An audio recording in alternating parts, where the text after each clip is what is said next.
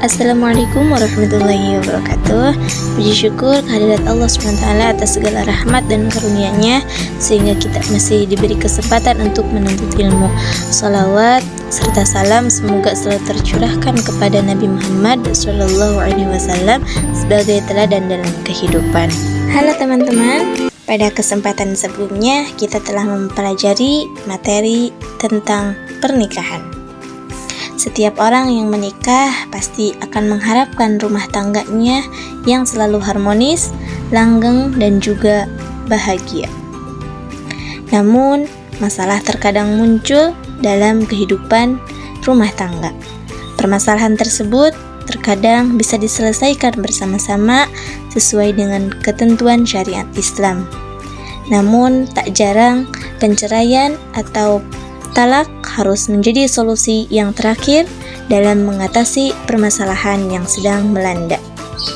Oleh karena itu, pada kesempatan kali ini kita akan mempelajari materi seputar tentang talak atau penceraian, yaitu yang sangat erat kaitannya dengan materi pernikahan. Jadi, kita akan membahas talak dan macam-macamnya. Pertama, kita bahas pengertian talak terlebih dahulu. Talak adalah ucapan atau pernyataan dari suami yang bertujuan untuk mengakhiri hubungan pernikahan dengan istrinya.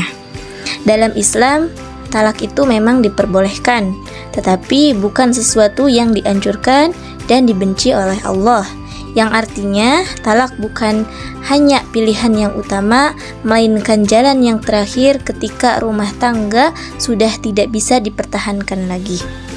Islam hanya menekankan agar suami dan istri itu terlebih dahulu berusaha untuk memperbaiki hubungan, berdiskusi dengan baik, dan mencari solusi sebelum sampai pada keputusan untuk bercerai.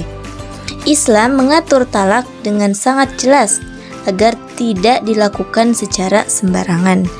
Yang tujuannya itu supaya tidak ada pihak yang dirugikan, terutama istri dan anaknya. Karena itu, maka talak tidak boleh dijadikan sebagai ancaman, candaan, dan juga dilontarkan saat ketika emosi sedang tidak stabil. Pembahasan yang kedua yaitu mengenai hukum talak. Dalam Islam, hukum talak itu tidak selalu sama, jadi tergantung pada kondisi dan alasan terjadinya. Nah, yang pertama itu ada talak yang hukumnya boleh. Nah, apabila rumah tangga itu sudah tidak bisa dipertahankan lagi, misalnya suami dan istri terus-menerus bertengkar, tidak ada keharmonisan, dan jika dipaksakan justru akan menimbulkan madarat yang lebih besar. Nah, dalam kondisi seperti ini, maka talak itu dianggap sebagai jalan yang terakhir untuk menghindari penderitaan yang berkepanjangan. Nah, yang kedua itu ada talak yang hukumnya makruh jika dilakukan tanpa alasan yang jelas, yang artinya talak itu sebenarnya sah, tetapi sangat tidak dianjurkan karena akan merusak ikatan pernikahan yang seharusnya dijaga. Nah, talak jenis ini sering terjadi ketika suami itu menjatuhkan talak hanya karena emosi sesaat atau dengan masalah sepele. Nah, ada juga yang ketiga yaitu hukumnya bisa menjadi haram apabila itu dilakukan dengan cara yang dilarang oleh syariat. Contohnya, ketika menjatuhkan talak saat istri itu sedang haid atau dalam keadaan suci tetapi sudah dicampuri dan belum jelas kehamilannya itu. Nah, maka talak seperti ini disebut talak bid'i karena itu bertentangan dengan aturan Islam. Yang terakhir bisa dihukum itu menjadi wajib. Nah, dalam kondisi yang tertentu, misalnya ketika terjadi konflik yang sangat berat dan tidak bisa untuk berdamai lagi, bahkan sudah dilakukan upaya mediasi namun tetap gagal, maka dalam kondisi ini talak itu justru akan dianggap sebagai solusi yang terbaik agar tidak terjadi kezoliman antara suami dan istri. Yang selanjutnya yaitu mengenai macam-macam talak. Itu terbagi menjadi 4. Yang pertama itu ada talak raj'i, yang kedua ada talak ba'in, yang ketiga talak berdasarkan jumlah, dan yang keempat talak dalam kondisi tertentu. Nah, yang pertama itu ada talak roj'i. Talak roj'i adalah talak yang masih memungkinkan suami dan istri itu untuk bisa rujuk kembali tanpa melakukan akad pernikahan yang baru. Nah, talak ini biasanya itu terjadi pada talak pertama dan talak kedua. Selama istri masih dalam masa iddah, suami masih memiliki kesempatan untuk kembali dan memperbaiki rumah tangganya. Hal ini itu menunjukkan bahwa Islam masih membuka pintu untuk berdamai dan juga untuk memperbaiki pernikahannya. Nah, yang kedua ada talak bain. Talak bain itu adalah talak yang membuat suami dan istri tidak bisa rujuk dengan secara langsung. Talak bain itu terbagi menjadi dua macam. Yang pertama yaitu talak bain sugro. Talak bain sugro adalah talak yang menyebabkan suami dan istri itu tidak bisa rujuk kecuali dengan melakukan akad pernikahan yang baru, yang artinya meskipun mereka ingin kembali untuk bersama, maka harus melakukan pernikahan yang baru. Nah, yang kedua yaitu ada talak bain kubro. Nah, talak bain kubro itu adalah talak 3. Pada kondisi ini, suami itu benar-benar tidak boleh menikahi mantan istrinya lagi, kecuali setelah mantan istrinya itu menikah dengan laki-laki lain secara sah, kemudian berpisah. Nah, aturan ini dibuat agar talak itu tidak dijadikan sebagai permainan atau dilakukan secara asal-asalan. Selanjutnya, yang ketiga ada talak yang jika dilihat dari jumlahnya. Talak itu terbagi menjadi talak 1, talak 2, dan talak 3. Talak 1 adalah talak yang pertama yang dijatuhkan oleh suami kepada istrinya.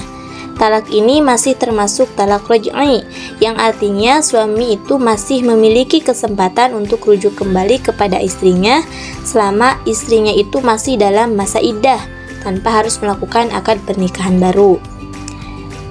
Talak 1 itu menunjukkan bahwa Islam masih memberi ruang yang besar untuk memperbaiki rumah tangga. Biasanya talak ini terjadi karena masalah yang masih bisa diselesaikan jika kedua pihak itu mau saling memperbaiki diri. Sedangkan talak 2 adalah talak yang dijatuhkan untuk kedua kalinya setelah sebelumnya pernah terjadi talak dan rujuk. Nah, sama seperti talak 1, talak 2 juga ini masih termasuk talak roj'i, yang artinya suami itu masih boleh rujuk kepada istrinya selama masa iddah. Namun talak 2 menjadi peringatan yang lebih serius karena jika talak dijatuhkan sekali lagi, maka hubungan pernikahan akan berakhir secara penuh. Nah, maka pada tahap ini pasangan itu seharusnya lebih berhati-hati dan bersungguh-sungguh untuk memperbaiki rumah tangga. Talak 3 adalah talak yang dijatuhkan untuk ketiga kalinya. Talak ini disebut juga talak bain kubro. Nah, pada talak 3, suami itu tidak boleh rujuk dan tidak boleh menikahi kembali mantan istrinya secara langsung, kecuali jika mantan istrinya itu telah menikah dengan laki-laki lain secara sah, kemudian berpisah. Nah, aturan ini dibuat agar talak itu tidak dijadikan permainan dan agar suami itu benar-benar berpikir matang sebelum menjatuhkan talak. Nah, jadi talak 1 dan talak 2 masih memberikan peluang untuk rujuk sehingga hubungan pernikahan itu belum sepenuhnya terputus. Islam memberikan waktu dan kesempatan bagi pasangan untuk berpikir ulang dan memperbaiki kesalahan yang terjadi. Namun, jika talak sudah sampai pada talak 3, maka hubungan pernikahannya itu benar-benar berakhir dan tidak bisa disambung kembali dengan secara langsung. Nah, selain yang 3 tadi, ada juga dalam fikih dibahas tentang talak dalam kondisi tertentu. Nah, misalnya talak yang diucapkan saat suami sedang marah, bercanda, atau dalam keadaan terpaksa. Nah, talak yang diucapkan saat marah itu sering terjadi dalam rumah tangga. Jika marahnya masih dalam batas wajar dan suami sadar dengan apa yang diucapkannya, maka talak tetap dianggap sah.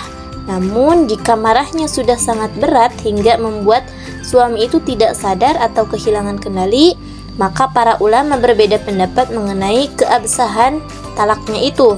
Nah, hal ini menunjukkan bahwa emosi sangat memengaruhi keputusan talak dan seharusnya itu dihindari.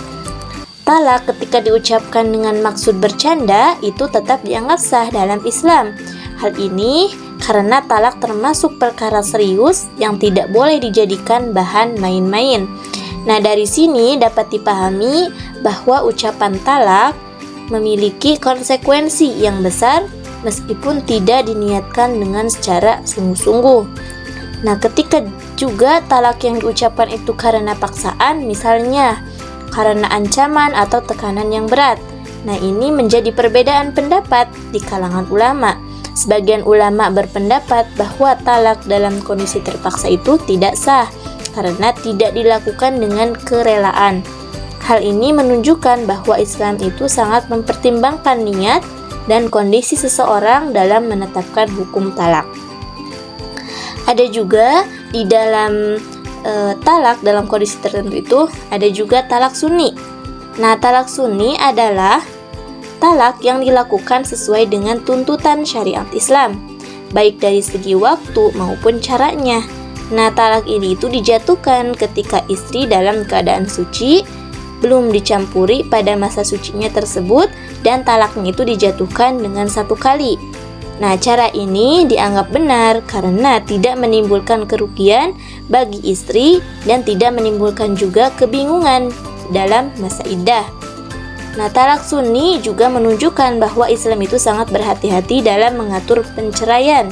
Dengan menjatuhkan talak secara bertahap, suami dan istri itu masih diberi kesempatan untuk berpikir ulang dan memperbaiki rumah tangganya. Oleh karena itu, talak sunni dipandang sebagai bentuk talak yang tertib, bijaksana, dan sesuai dengan tujuan syariat, yaitu untuk menjaga kemaslahatan kedua belah pihak. Ada juga talak bid'i. Nah, talak bid'i adalah talak yang dilakukan dengan tidak sesuai aturan syariat Islam, baik dari segi waktu maupun caranya. Talak ini dijatuhkan dalam kondisi yang dilarang, seperti ketika istrinya itu sedang haid, ketika istri suci tetapi sudah dicampuri, atau ketika suami itu menjatuhkan talak lebih dari satu sekaligus, misalnya langsung talak 3. Nah, talak bid'i itu hukumnya haram karena sangat bertentangan dengan tuntutan Islam. Cara talak seperti ini bisa merugikan istri dan menghilangkan kesempatan untuk berpikir secara matang. Meskipun demikian, menurut mayoritas ulama, talak bid'i itu tetap dianggap sah dan memiliki akibat hukum. Nah, hal ini menjadi peringatan bahwa talak bukan perkara main-main dan tidak boleh dilakukan dengan secara sembarangan. Mungkin sekian untuk pembahasan talak dan macam-macamnya. Semoga bermanfaat dan mohon maaf atas segala kesalahan dan kekurangannya. Wabillahi taufiq wal hidayah. Wassalamualaikum warahmatullahi wabarakatuh.